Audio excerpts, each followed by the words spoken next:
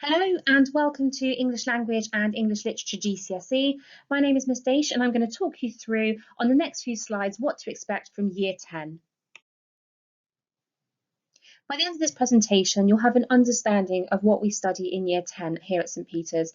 We'll also talk you through the course and how we deliver them. Hopefully, it will give you a good understanding of the things that you and your child can actually do to achieve success in these courses, so we can give you some tips and hints as to kind of the sorts of things that you need to be doing during your year. And then at the end, I will also start to talk you through some of the skills that underpin these courses.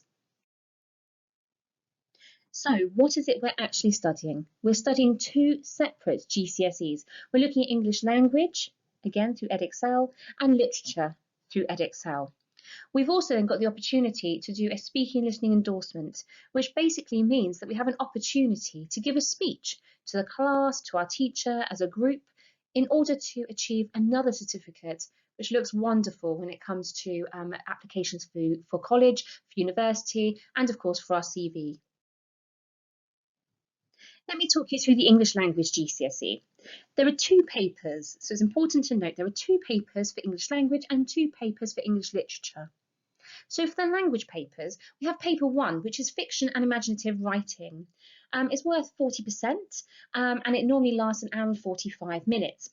There's a reading section based on an extract that comes from 19th century text. So it could be anything from Dickens through to Jane Austen. It's that sort of a style. There are 4 questions that we answer based on that extract, and we have to be able to analyse the way in which the writer has used language and structure, and we have to also be able to explore and evaluate how successfully the writer has achieved their goal. Then we have a creative writing section where the typical sort of question that appears is write about a time when. So it could be write about a time when you or someone you know came across something unusual or something along those lines. That's the sort of typical style. Paper 2 is slightly different. It's a longer paper and it's worth 60%. So in this paper, we have 2 non-fiction texts. So that could be a letter or a journal, for example. We have to be able to answer quite a few questions on this section, hence the extra time there. So it's 8 questions. Then at the end of that, we've got a writing non-fiction text. So we could be asked to write a letter, we could be asked to write a speech maybe, we could be asked to write an article, for example. And these are all the skills that we will learn in Year 10 and going into Year 11 as well, in order to make sure that we are ready and prepared with those examinations. So let me talk you through the speaking and listening endorsement. It's a wonderful opportunity where students get to speak on a topic of their choice for up to about 10 minutes. They get to be able to give their speech and answer questions on their chosen topic. So it needs to be a topic that they have chosen, that they have a real interest in, because they are going to have to elaborate on that when the students ask questions or when indeed their teachers ask questions. It's a wonderful opportunity because students actually do achieve a pass merit or distinction, and students do actually gain a certificate in it, which is wonderful, especially for applications for university, for college, or indeed for going for a job. So what skills and knowledge is needed for GCSE English language? So let's have a look at knowledge. You're going to need to know about different forms of text, fiction and non-fiction. So we're going to need to make sure that we're able to identify the form. We're also going to need to make sure that we're able to identify techniques used by writer to create certain meanings. So we're looking, for example, whether or not you can look for and identify things like alliteration and metaphor and personification and so on and so forth. In terms of skills, you need to be able to analyse. You have to be able to analyse the writer's use of language, form and structure in unseen texts, specifically 19th century fiction and modern non-fiction. You have to also be able to compare. So comparing, for example, the way in which the writers convey their ideas.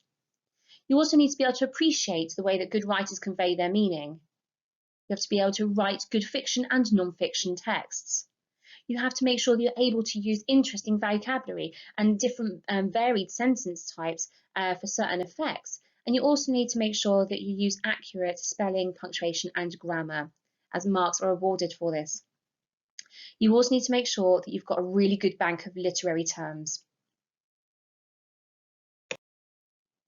So you've got all of the skills and knowledge ready for your English language GCSE, but how can you really give yourself that extra edge? I would suggest looking around you. The world is full of things like persuasive writing techniques. If you look on a billboard, for example, you'll see loads. And also practice. Practice, practice, practice. Practice writing in different styles. Can you write, for example, in the style of an author, for example, or a playwright that you've actually read before? Or could you write, for example, as if you had to write informally or formally, for example? Also, look up lots of new vocabulary. Be really ambitious. Get a dictionary, get a thesaurus out ready, and really stretch yourself with the use of language every time you write. Try and use different words.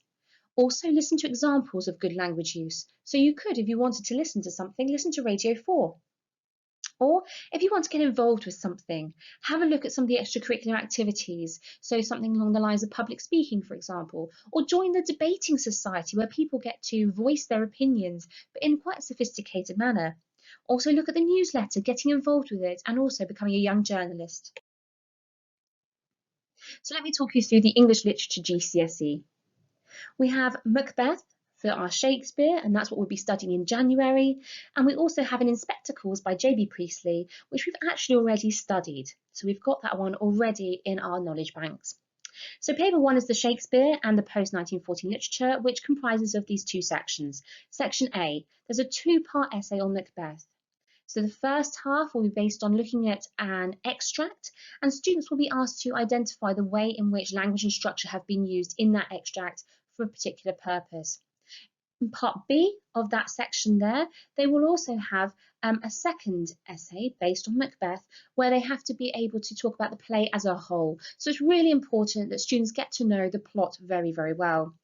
Section B asks for a single essay on In Spectacles, and that might be based on a character or a theme. But again, students would be required to make sure that they understand the context of the time it was written and the way it was performed, but also having the understanding of the text at their fingertips. So making sure that they can, for example, quote the play very easily.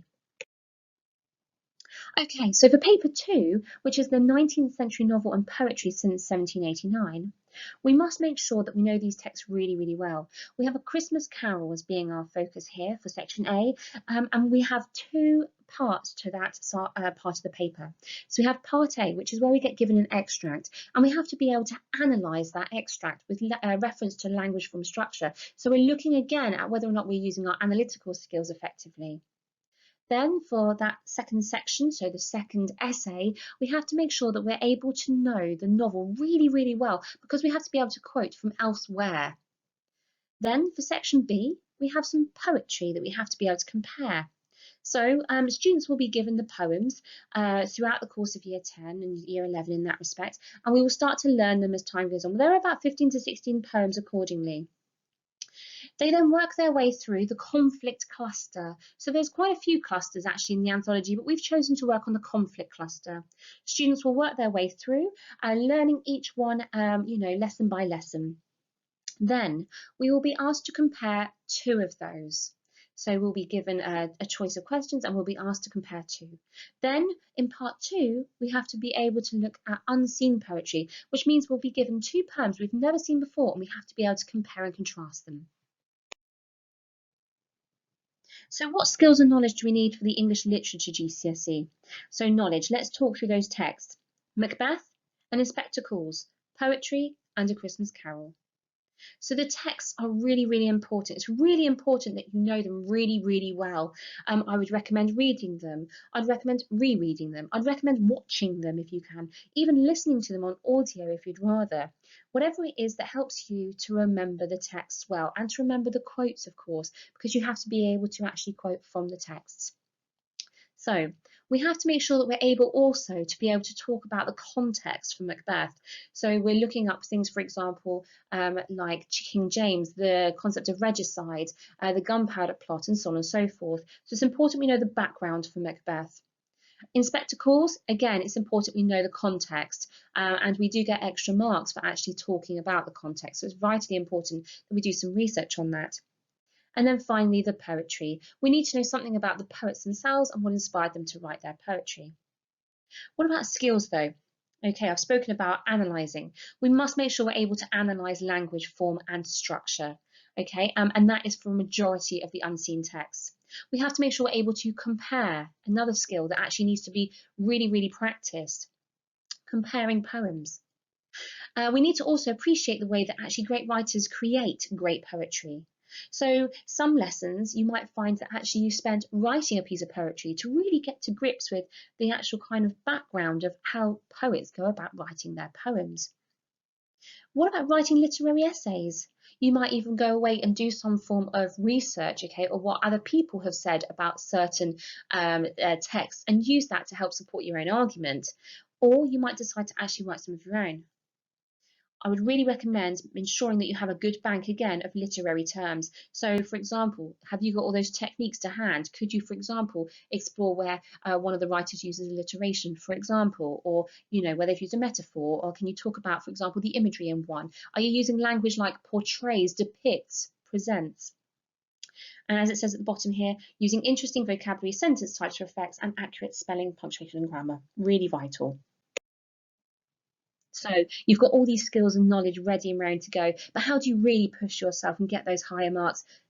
Context. Have a look up some context. You need to know context really, really well, especially for your poetry, Macbeth, and Inspectacles. They're your key ones there. Make sure also that you're able to do some wider reading. So don't just read the text that we're doing for our exams. Also read, for example, more texts by the same authors. What about resources? What could you do? What could you dip into? YouTube. Use it. You can listen on there, you can watch on there. There are lectures on there, there are people reading the text on there, there are the plays on there. Watch it and use it. There are some online guides and there's online articles. Look at them, they're fantastic resources there. There's lots of study guides, York Notes, Spark Notes online you can use, for example. And of course, there's our library, which you are welcome to use. So do go and have a little look. And if you need some help, do come and ask one of your English teachers and they'll be able to point you in the right direction. Or of course, speak to the librarians and they'll be able to point you into the right direction of where to look. So how do we deliver the course at St Peter's? So in Autumn 1, we study in Inspectacles by J.B. Priestley. We then spend Autumn 2 looking through A Christmas Carol by Dickens. Then when we get to Spring Term 1, so after Christmas time, we look at Macbeth. And we're going to do that right through until Easter time because it's a long play and there's a lot of content to cover. Then Spring Term 2, we look at practicing our English Language Paper 1 skills, make sure that everybody is comfortable with that. And then Summer Term 2, we prepare our performances for our speaking and listening. And then mocks will commence as well, where we'll get to practice English Language Paper 1 and English Literature Paper 2. So, home learning. Each term, students are given home learning through Teams. Each student has a login and every week there will be a home learning task uploaded. Students will be asked to focus on different key skills for the English GCSE examinations. In the autumn term, students will be asked to think about their analysis skills, focusing on the reading sections of English Language Paper 1 and the passage analysis question of the English Literature papers also. And then spring term, they'll also be asked to alternate between the reading and the writing skills. Students will be studying a range of fiction and non-fiction texts, and they will also have a chance to be able to write their own. And then in the summer term, students will be writing longer responses to a range of texts studied during Year 10. So plenty of opportunity to improve, to develop, and to ask questions. How about Year 11? So in Autumn Term 1, we look at poetry. Autumn Term 2, we look at revision of Inspectacles and we prepare for our mocks. So that would be Language Paper 2 and Literature Paper 1. And then in the spring, we revise yet again, making sure that we are able to ensure we understand how to develop those key skills. How can we analyse? How can we compare? Can we evaluate well? Are we able to develop those skills and make sure that we're ready and ready to go for Papers 1 and Papers 2? Then in spring 2, again, we have revision of poetry and prose text and practice reading and writing skills for English Language Paper 1. So you can see that Year 11 mainly is revision in that sense, making sure that students are comfortable with the skills that they need. So there's definitely home learning for Year 11 as well as Year 10, and the home learning again is on Teams.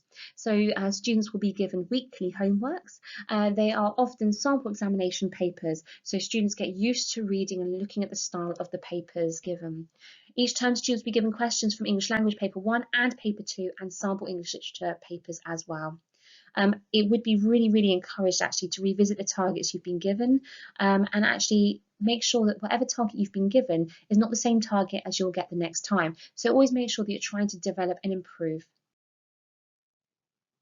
Okay, so how can we all work together to ensure that these 2 years are really good? So as a teacher, we make sure that we plan a 2-year course that's going to ensure that we cover all the requirements for your GCSEs. All the lessons are tailored according to our students. We know our students very, very well. We make sure that actually all the home learning tasks are really relevant. They're not there just for home learning's sake. They're there, they're relevant, and they're stimulating. All students will receive regular written and verbal feedback with specific targets for improvement, and they'll have time in lesson as well as outside of lesson to actually work on some of those targets that we have given them. And then, should students need a bit more support, we can also offer some intervention. How about the students? What can they do? Well, behaving well in lessons is expected, obviously. We do expect students to make sure that they complete the tasks to the best of their ability. Home learning is not really negotiable, so they do need to make sure that home learning tasks are done to a good standard and have some pride in their work. I would also recommend some regular short revision episodes, so do some research, watch some YouTube videos, make posters, be creative. Plenty and plenty of reading, fiction and non-fiction texts. And please make sure also that you have a go at looking at some wider critical reading and some research. And parents, what can you do? So we can ask you to encourage students to attend lessons and to work hard. Ensure that home learning is completed with careful thought and pride, and of course to the best of their ability. Encourage them to check their writing, really, really important, especially as there is an emphasis on SPAG. So encourage them to check writing for paragraphing, punctuation and accuracy. One thing that I find works really, really well is when a student reads their work to their parent and then the parent reads it back to them, because they can pick up then on any issues that might have arisen. And please encourage plenty of reading. Have fiction and non-fiction texts around the house. Get that child to read and discuss everything with you, so that actually they are challenging ideas and you maybe are challenging their ideas also. Get discussions happening. The more and more the reading happens, the better and better the writing becomes, and the understanding, of course.